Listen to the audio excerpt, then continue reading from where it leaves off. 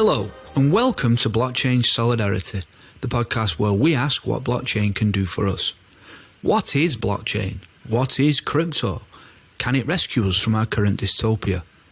Come with us as we explore the very real potential for this technology to enhance human freedom, and as we delve into the darker side and explore the Bond-villain potential of this current bleeding edge. Join us, a group of friends in a pub-style chat as we discuss the overlaps between this technology and politics, economics, the environment, culture and sci-fi, to understand for ourselves this seemingly mysterious, futuristic world on our horizon. Hi everyone, Alex here.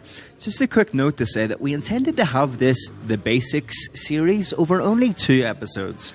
But after recording, we decided to split it into 3 parts. In this first episode, part 1, we discussed the arrival of this new technology out of a broken system, who it's helping and who is using it. We also discussed the key differences between blockchain and cryptocurrency. In the next episode, part 2, we will dive into themes such as, is crypto a Ponzi scheme? Is it good or bad for the environment? And crypto as a potential global reserve currency. In the final episode of the series, part 3, we take a look at Web3 and the metaverse, decentralized finance or DeFi, decentralized autonomous organizations or DAOs, and of course NFTs. Thank you for listening and we hope you enjoy. And so on. So thanks for listening, folks. Thanks for joining us again for episode 2. There's probably some of you out there who thought we'd never get to episode 2 if you listened to the first episode. There's at least 3 in here.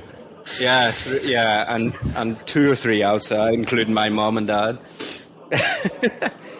But Steve, I think we actually had pretty good feedback. I don't know, most of it was about your beautiful northern tones. So 2 or 3 people were like, I just listened to that chap. I just listened to the damn pod just to listen to that chap, and I was like, good to have you on board. So yeah, but thanks. Yeah, there you go. Everyone listening who said that, Steve's now thankful for that. So no, we had some positive feedback. I think people were entertained and wanted to know more. So yeah, we just decided to crack on with this and give it a good old rush. So here we go. We're joined by 2 extra people this week. Lou, who's always been on board but couldn't join us in the last one. And Bemke. I don't know if you guys both want to say hello and or whatever. Introduce yourselves briefly, maybe just with a hello, whatever you want. Yeah, hey everyone. Thanks for having me, by the way. Yeah, I skipped the first part, but I'm so glad to be on board on this one. So briefly, I'm Russian. I'm working on capital market and I'm crazy interested in crypto. So yeah, I've been part of the project, I think, since forever. So finally we're here together. So yeah, let's awesome. continue like that. And Lou, you're living in Montenegro. And, recently, the sort of whole Russian war in Ukraine thing sort of really got you sparked into this, I think, again, re-engaged your interest, wasn't it? Yeah, I mean, because of this, things got complicated with all of the international payments and transactions between me, family and friends. So it was this good reminder to set up myself on crypto, which I'm doing right now. So yeah, perfect timing in a way. Yeah, one guy did say to me when I was traveling, Putin ended COVID, and maybe Putin's sparked crypto with his war. Maybe rush a whole pile of people into war. So cool, thanks, Lou. Exactly. Becky, you wanna briefly introduce yourself? Yeah, sure. So. My name's Tom, and anyone can call me Bemke. I've been in this crypto space since January 2017, looking for stuff to invest my tax return in, and I've just been for the ride this whole time. And I really haven't made that much money because I didn't have that much to begin with, but I learned a ton, and I'm basically staying in the space just so that I can kind of educate. It seems like a lot of people in the space are just very uneducated on a lot of things that have nothing to do with finance. So it's I feel like I feel obligated to hang out here and kind of guide them through all these ridiculous political conundrums they seem to be falling into. Yeah, and and just for everyone listening, like, who kind of got an introduction to Steve and I the last time, Steve and I, broadly know what's going on with blockchain and crypto.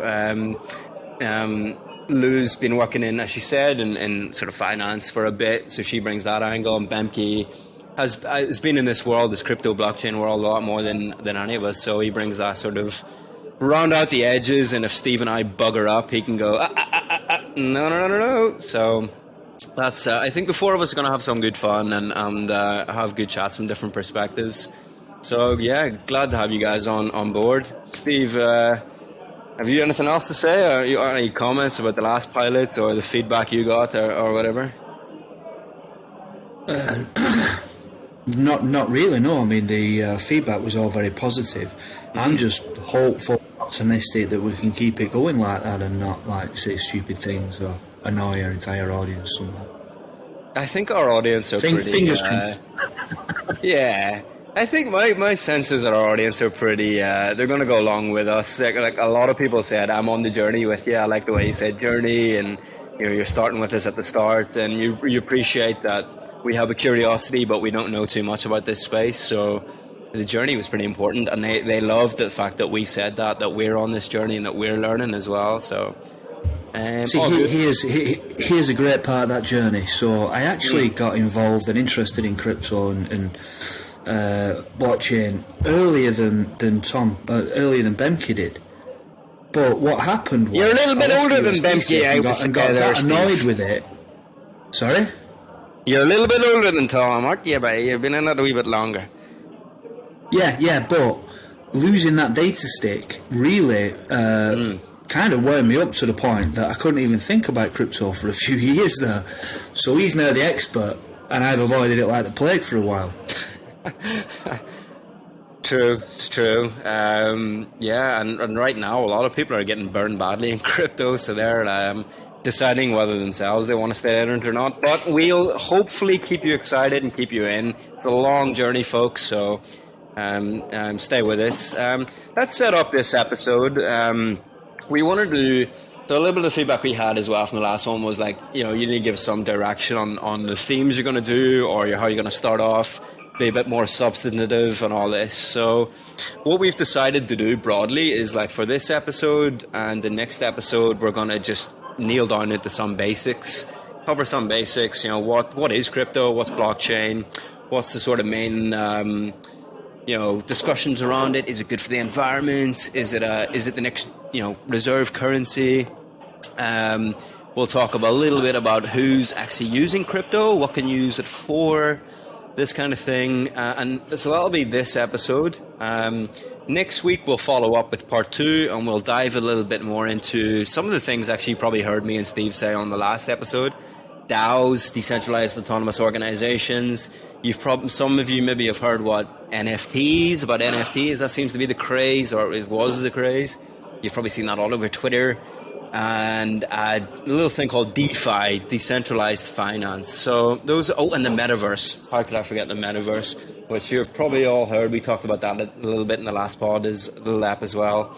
That's Mark... you probably all have heard that because Mark Zuckerberg's got his octopus tentacles all around it. So we'll dive into a little bit about those things next week. But we wanted to start with the basics this week. So we'll do 2 of those episodes so that you can come along on this journey right from the start with us. And then we'll maybe for the next episode we'll do an episode where all of us are getting set up on a platform, because I know that's what a lot of you asked from the feedback from that first pilot. You were like, okay, you need to do an episode though of getting set up. How do we get set up? Is it easy? Walk us through that. So that'll be the episode after the basics episode, guys. So that's what's looking ahead. So we're gonna give you the basics, and then we're gonna try and get you up on some platforms so you can actually start buying some cryptos and getting involved. So yeah, that's kind of what we agreed on, guys, isn't it? Like, that's a good start for everyone. Yep. So this week, as I say, we're gonna start with the basics. So Lou, we're going to take it in turns going through the section. We picked this article, and we'll link it in the show notes, guys. We picked the New York Times article, which came out about 3 months ago. It's called "The Latecomer's Guide to Crypto." It made a lot of noise, good and bad, back when it came out, but everyone was aware of it in the crypto space. It was broadly fair. A lot of the mainstream media, New York Times and Washington Post or whatever, are usually quite critical of crypto. But we thought this article was quite fair and quite clear. It covers a lot of things that we think we should be talking about at this stage. So we'll link it in the show notes so you can go and follow up on it yourself. But we're just going to pick out a few themes and a few questions and talk around it on this episode. So, Lou, I believe you had the first part, right? The sort of the context, the background.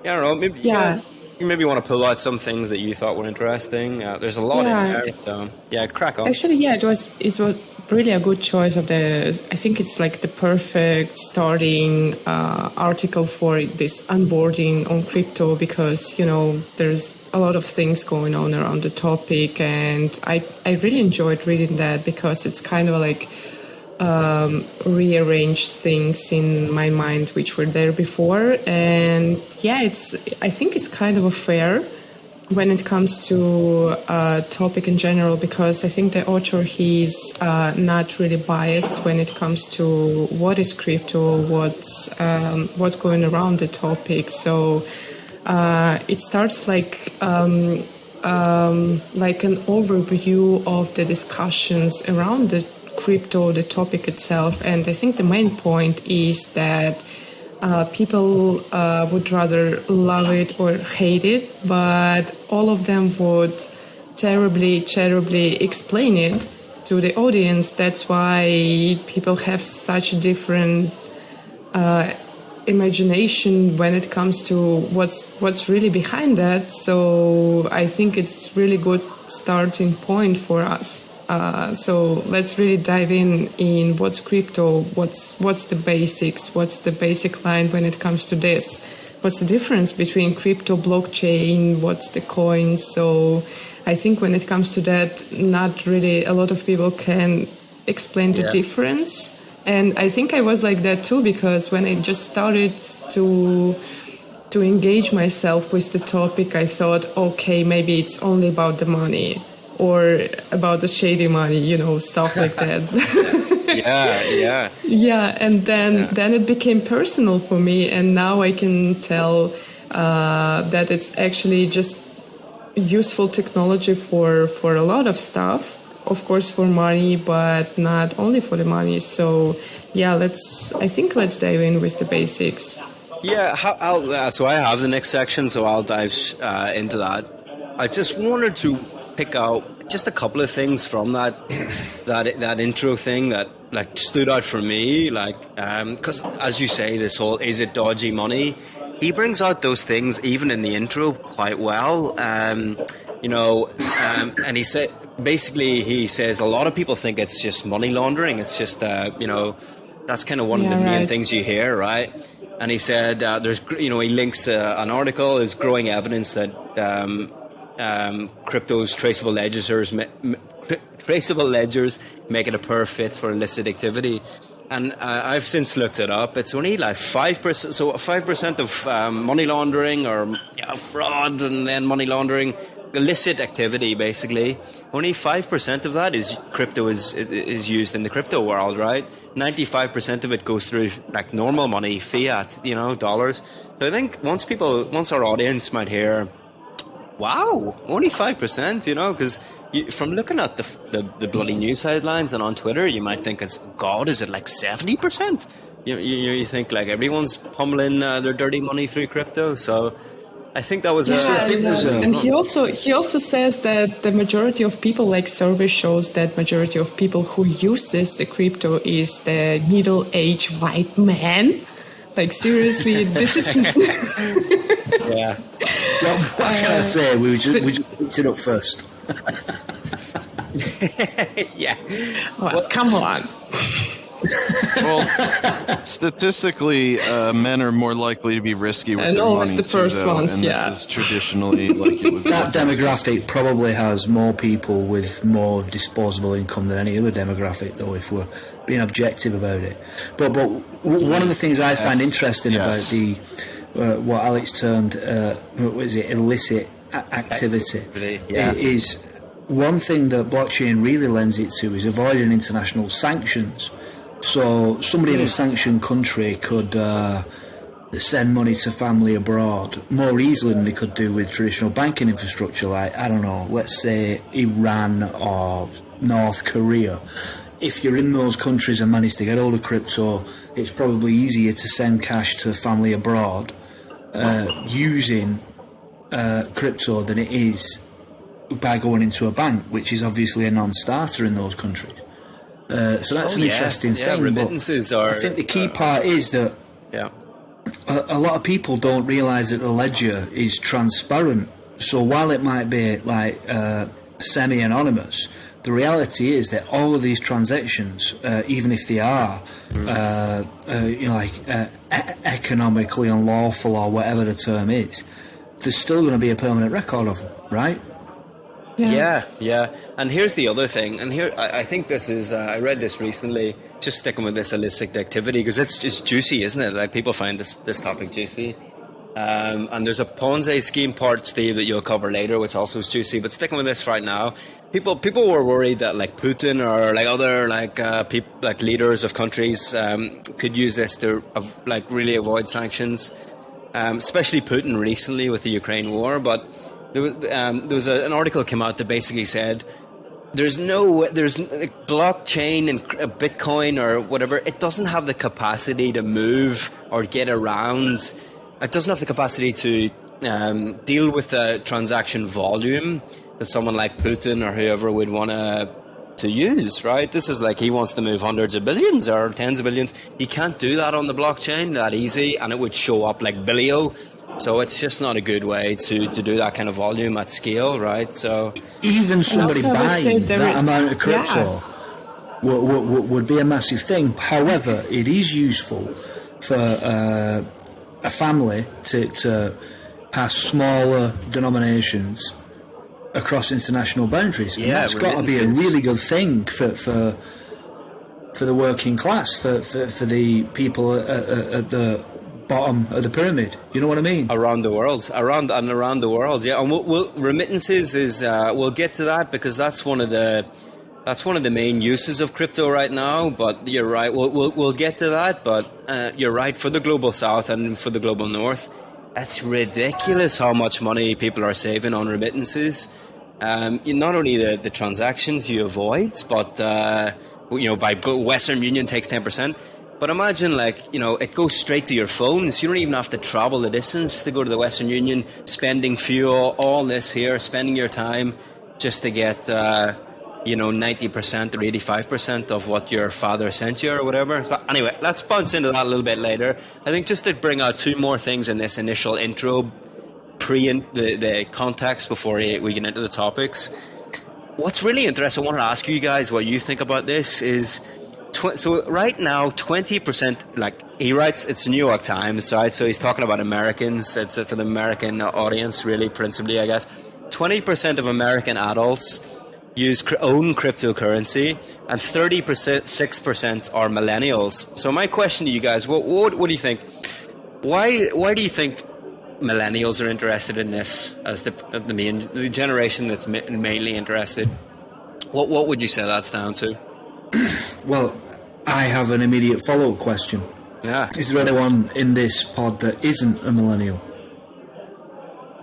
Good point. Good probably, point. Yeah. I am looking younger and sun-kissed these days, being in Colombia, but I couldn't stretch the Gen Z. I don't think anyone would grant me that. I mean, my first instinct is to just be like, well, that's the generation that knows how to code en masse, so they understand how it works, and there's none of this, not none, but there's less of the, it's scary, internet money and the word crypto, like older people, when they hear crypto, it literally is just a negative thing, like when they hear satanic, even though it really shouldn't be that way. So I think millennials just have a better understanding of what it is, just based on the idea that they grew up on technology.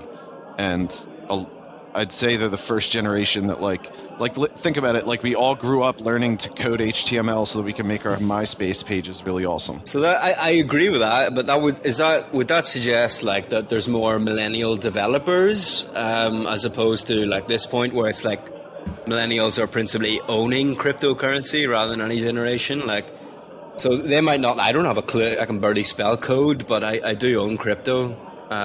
Is it because like our generation lived through the financial crisis and we repeatedly got kicked in the face and kicked up the arse from the bankers? I think we don't trust the system as our parents used to do. Right. As a millennial, I can say surely for my own experience, there is no trust in the banks anymore. I think it's kind of a global problem right now because, okay, they're big, they're kind of stable, but they're not trustworthy when it comes to, I don't know, owning your own money, because it's not only for Russians like this right now. I would say there's a lot of cases in different countries for the protesters. Let's say they would get arrested and their accounts would get frozen or something like that could happen with your own money, which is impossible right now with the crypto. That's why it's appealing for a lot of people who disagree, who have a tendency, let's say, to disagree with the system. And they're not all shady, they're just different. Steve, would you agree with that, Becky? Do you guys hate the banks, or do you hate the banks, or what? Part of that has to be, though, that we're generally not rich enough to afford Cayman Islands or Swiss bank accounts like the elites are. Do you know what I mean? The establishment has no shortage of willing bankers willing to back them up. I'm sure Putin has quite a bit of cash put away somewhere he can access whenever he needs to, that doesn't have to be in crypto. So it's again, there's a keen dividing line between those who have all the money in the world and those of us who are just trying to get by, you know? All right. And also just consider, like what Lou was talking about with, we went through, and you mentioned about the financial crises. Like if you look at places like Greece had that financial crisis right when crypto first came out, really. And that, one of the biggest names in cryptocurrency is Andreas Antonopoulos, and he's Greek, and he got into it, like one of the reasons, you presume, is specifically because they had such a terrible, time with their, not just inflation, but their economy in general. And one of the biggest well-known universities for taking blockchain courses is in Greece, the University of Nicosia. So, it definitely does speak to that. But also think about this, like the generation before me, like my dad's generation, go and ask them how much they like banks. None of them do. So it's definitely not just that. They may not be feeling the pain the way that millennials are, as far as not being able to afford a house and stuff like that, but they totally don't trust the banks and don't like them. So it's definitely more about struggling through that versus having the actual knowledge. Yeah, I'd agree with that. All that generation had mortgages that were, they suffered from the financial crisis as much as anyone else. I guess with millennials, we came into a system that was already bust, whereas they suffered the ill effects of it at the end, I guess. So we've been harmed in many different ways, I guess, maybe, or not being able to start off in any positive way, whereas they've had impacts as well. So I guess that's true. But is there a question there that even if they have the same, they hate the banks as much as we do, it takes them a little more time than us maybe to see through other options, or they hear the word technology and blockchain or crypto and they're like, wait, what? Or as maybe we're a bit just being younger, maybe, I don't know, or it's just a bit more open to that. I don't know. All of those things are factors, but I do think Bemke nailed it right at the beginning. The fact is that we grew up with computers, so who here played a games console when they were under 10 years old?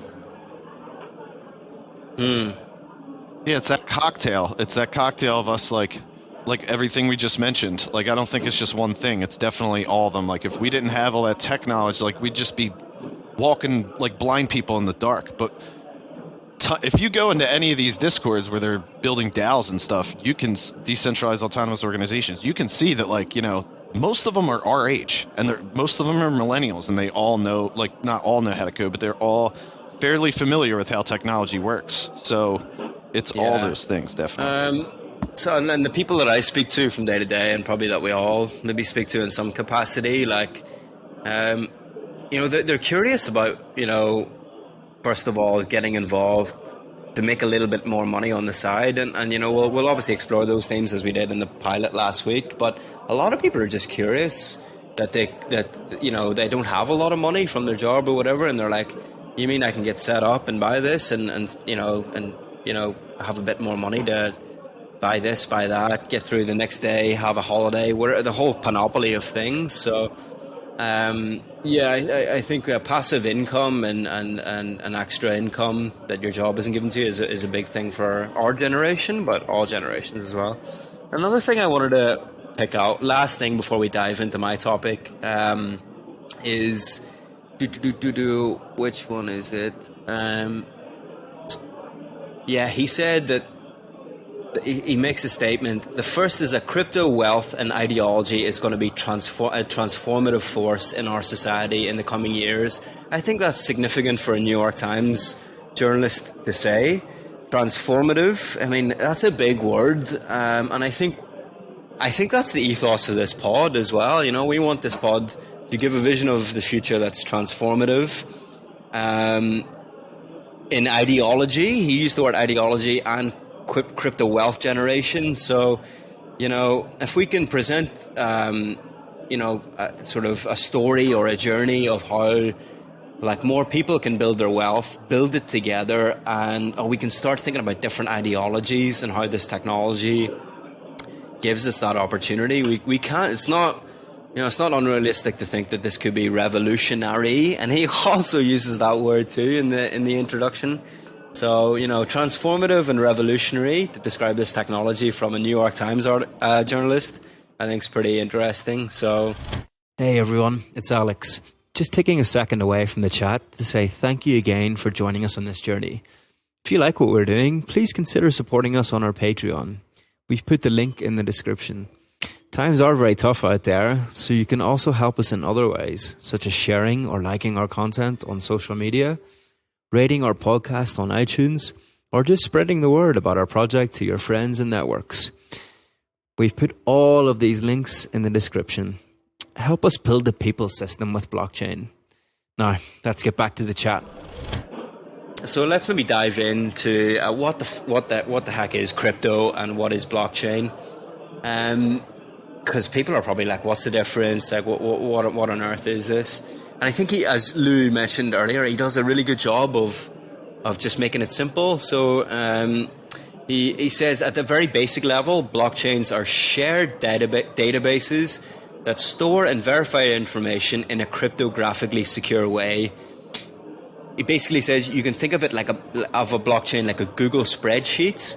So everyone can imagine that, a Google spreadsheet, except that instead of being hosted on Google servers, blockchains are maintained by a network of computers all around the world. So basically, the way I like to think of it is like it's not centralized. No, there's no one actor doing it, but it's basically information that's stored by everybody or potentially everybody, which makes it decentralized, transparent, open source, and incorruptible. And it can be money, financial information, it can be any sort of information. You know, that's where NFTs come in. It can be anything, but the point is that nobody controls it. It's out there for everyone to see, and it can't be corrupted. I think that was a really, nice way of putting it, comparing it to Google spreadsheets. Does anybody else have any other explanations of what blockchain is? I think that's a really useful explanation. I think you just missed one important point. I really love this metaphor, but the crucial difference between just normal Google spreadsheet and the blockchain would be that you cannot change information after it's been there. So after the fact, it's just impossible, and that's the main difference, I guess, because everyone can change spreadsheet and information into the spreadsheet, but you cannot do this after it's been there. So that's how it's resistant to corruption, I guess, and this is the main difference. So I think that's the main part in this. I was going to say it is a ledger, which is just a record of transactions, just like you get in an accountant's office, except it's instantly backed up on every device that is hosting it around the world. So that is why it's so hard to fake. It isn't impossible to fake it. It is just so ridiculously improbable that could ever happen because there's so many copies. And I'm sure Bemke can tell us exactly how it works, but basically it runs like a check to validate historic things, and it uses X amounts of computers from the global network, and if they all agree, then it accepts it. So it's largely a numbers game. Everybody has the same copy of the same information, and so many people have this that you just can't fake it. You can't alter yours and expect it to pass. But it is ultimately just a ledger, a book of accounts that you'd find in any accountant's office, all online and distributed. Let me take what Steve just said, right? which is complete. Yeah, at its basic, Steve, that's it. Let me ask a question, which I think our audience is probably wondering. Okay, they're probably thinking, I'm glad you explained that basic sense of what it is, but it sounds a bit dry, a bit boring. So maybe Bemke, I don't know, or anybody else, like what? I guess people are probably the audience is probably thinking, oh, you've described the ledger. Why is it significant? Why is it significant that it's transparent, it's decentralized, it's incorruptible? They're like, well, big deal, it's a ledger. Like, can anyone answer that question? Why is blockchain and all those things significant? What does it offer us? Yeah.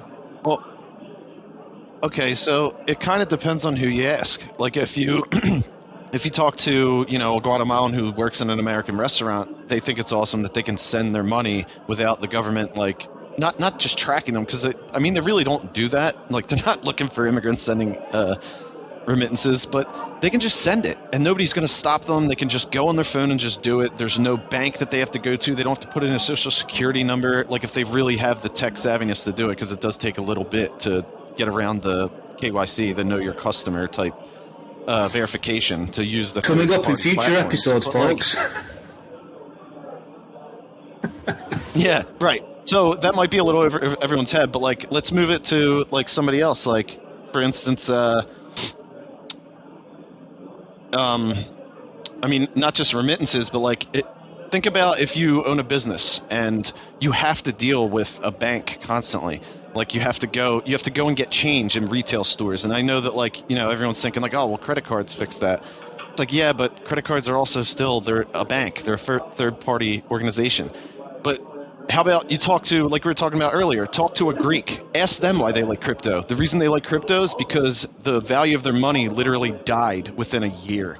And if they put their money in crypto, it might have went down a little bit, it might have went up a little bit, but it didn't literally lose 70% or whatever ridiculous amount of worth it lost overnight. Not every country is like the United States. They can't just say, hey, our dollar's still worth $1 just because they have all the guns and resources. Some countries don't have that. So it depends on who you are. It really does. The only thing I would add to that is just to bring it out of the level of cryptocurrencies. And this guy makes the journalist in this article, makes these distinctions as well. Like, so people like the blockchain, when we speak about the blockchain, it's the ledger that we're talking about. And then crypto is only another, like, how would you say, another thing that's built, coins or financial information that builds the coins. That's one part of what you can build on blockchain. You can also build NFTs, other Web3 applications, like you can put in code that decentralizes social media, decentralizes environmental protocols, contracts, smart contracts. Yeah, so crypto coins is one part of what you can build on the blockchain.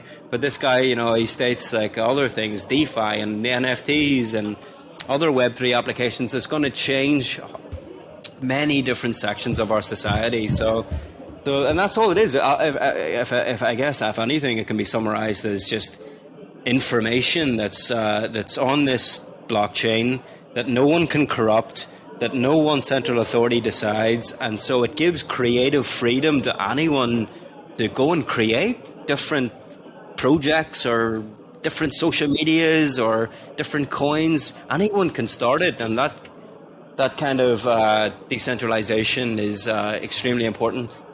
Yeah, it's and again, like the peer-to-peer in the white paper, Satoshi references the peer-to-peer file sharing revolution in some way, and that's basically one of the basis of Bitcoin. You know, you have the blockchain, you have cryptographic security, and you have peer-to-peer file sharing technologies all coming together to kind of create this new form of trustless money platform, and it's awesome. Like, anyone who knows how to use a file sharing service in some way knows how crypto works. You know, we're all securing it. Yeah. So, unless anyone's got anything else to add, let's move on to the next section, which everyone's. I'd just say at that point that's the dry science bit in it. You know, the I can do science me. This is the nuts and bolts of it. But that isn't what's exciting. The fact that we have this ledger that's really virtually impossible to fake and share between everybody isn't the thing that is motivating us. What's motivating us to do this is the applications that are just coming online now, the applications of it that will colour our future for decades to come. This really is the bleeding edge of technology today. There are so many brilliant minds focused on how to use this blockchain technology that this is when it gets interesting. Forget Bitcoin almost, as much of a noise that has made for the last decade. What's going to come is what's good. Yeah, and I agree. Like, Bitcoin is getting our hand on the wheel, you know, and the rest of it comes later. Like, as long as the people can get their hand on the wheel and find some kind of like anchor so that they can get any kind of step up, you know, eventually Bitcoin will be boring. But right now it's necessary for us to use as a tool to kind of step up. I think you mentioned really good. You mentioned really good points, Steve, when you said that really a lot of brilliant minds are trying to improve the system right now. And the reason, in my opinion, why they're doing this, because Bitcoin and not Bitcoin, but blockchain as the idea kind of replaces the trust in the system with the technology. We creating something new with this technology on a place where we have no trust anymore. So that could be it's not only because of the banks are corrupted or art are getting stolen or musicians cannot get paid or something like that. It's more than just that. Yeah, exactly. Yeah, that's the bigger idea behind this, in my opinion, and I think that's what's amazing. Yeah. The other part of that is, I think it's too easy to miss the boat. This is part of the motivation for us to do this, so that we're up to speed and the listeners are up to speed, because it's so easy to miss the boat. Alex, you mentioned before Western Union.